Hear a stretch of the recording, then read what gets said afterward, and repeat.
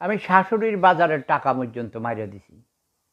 বেশি মারি নাই, ওই সিগারেট কিনতাম চুরি করিয়া, মাঝে মাঝে সিগারেট।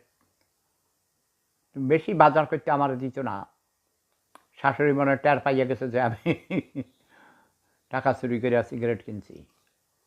আমার শালারে দিত না বাজার।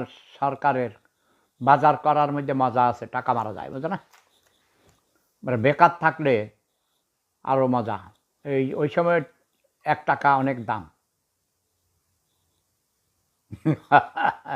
এরকম আমার মতো সত্য কথা তোমরা বলবা? বলবা না। তোমরা মৃত্যুক ডোকাবাজ, ছোট লোক, গরিব, চুরি করেও বড় নাই, বুঝো না? হাঁটু আপা আমাকে অনেক ভালোবাসে, আমিও আমার হাঁটু আপাকে ভালোবাসি।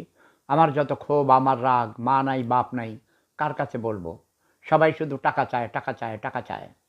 তারপর আবার 2টা বউ, এই 2 বউকে খরচ পাঠাইছি। এখন আগামী মাসে আবার ঈদ। ঈদের সময় তো টাকা পাঠাইতে হইব না? রোজার মধ্যে কিছু পাঠাইছি সামান্য, কত পাঠাবো বুঝো না? এখন তো আমি অভিনয় করতে পারিনি, আমি অসুস্থ। পেনশনের টাকা যা পাই ওটা তো লিমিটেড। 2 বউ ছাড়াও আরও অনেককে দিতে হয়, পরিবারে অনেকেই আছে যারা আশা করে থাকে। তবে এই মাসে আর কাউকে দিতে পারবো না, যাকে যা দেয়ার দিয়ে দিছি। ওদিক দিয়ে আমার কলেজ, কিন্ডার গার্ডেনে, সেখানে অনেক কাজ করতে হয়। প্রায় 8 নাকি 11 মাসের নাকি কারেন্টের বিল জমা হইয়া রয়েছে।